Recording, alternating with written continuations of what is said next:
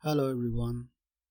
Ngasi India gi khwaidagi wangba waterfall mangagi maramda khangminasi.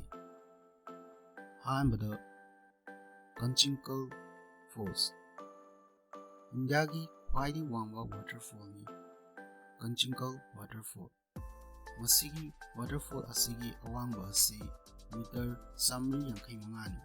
Masi Karnataka gi Shimoga hariba district asida lay. Masi Barahi River gi mathakta laiba waterfall ni. Anisubada Birhipani Falls. Birhipani waterfalls asi India gi nisuba khwaidagi wangba waterfall ni. Masi Odisha gi Mayurbhanj ki Simlipal National Park manungda lay. Masigi waterfall asigi awangba asi meter 398 ni. Masi tourist amasung trekkers singing punging chingchinba mafam amasuni.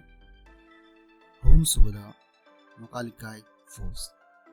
Nokalikai waterfall asi India gi ahumsuba khwaidagi wangba waterfall ni. Masi Prithivigi khwaidagi nongchuba mafamsingi marakta ama oiriba Cherrapunji hariba mafam aduga nagana lay. Masigi waterfall asigi awangba asi meter 390 ni. Marisubada Monghitang Falls. Monghitang waterfalls India gi marisuba khwaidagi wangba waterfall ni. Masigi awangba asi meter 315 ni. Masigi fall asisu Meghalaya state ki East Khasi Hill district ki manung sanna maming satlaba Mosmai village hariba khungang adugi manakta lay.